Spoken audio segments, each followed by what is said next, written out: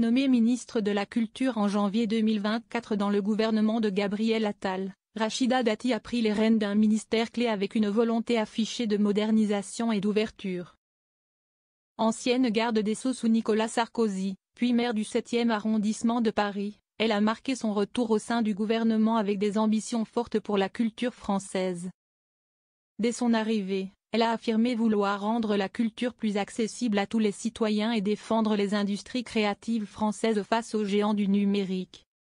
Elle s'est notamment engagée à soutenir le spectacle vivant, le cinéma et l'édition, tout en renforçant la protection du patrimoine. La culture ne doit pas être un luxe, mais un droit pour tous, a-t-elle déclaré peu après sa nomination. Rachida Dati réagit à la décision de l'Arcom.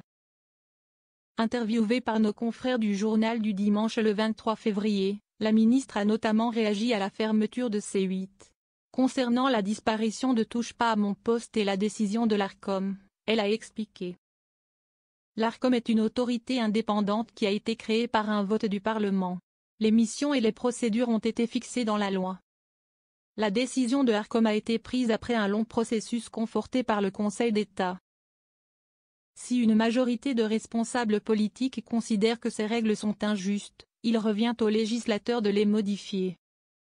Sur le fait que nos confrères auraient entendu des membres de l'Arcom se vanter d'avoir fermé C8, on nous a demandé de virer Hanouna, on a fait notre boulot, Rachida Dati a répondu.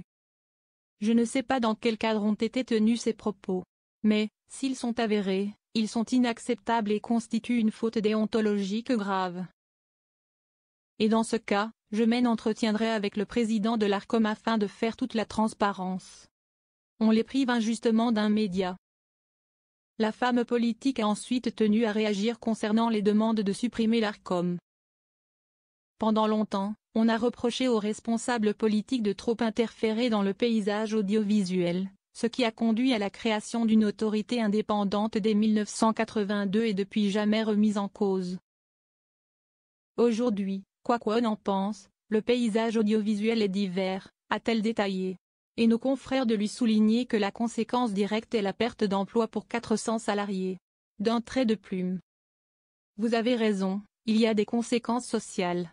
Je pense à la secrétaire, à la maquilleuse, à tous les techniciens qui perdent leur emploi. Le paysage audiovisuel évolue, ce n'est pas la première fois qu'une chaîne s'arrête. Mais je resterai évidemment attentive au suivi social, a-t-elle assuré. Et de conclure, grave, j'ai également une pensée pour tous ces téléspectateurs qui considèrent qu'on les prive injustement d'un média.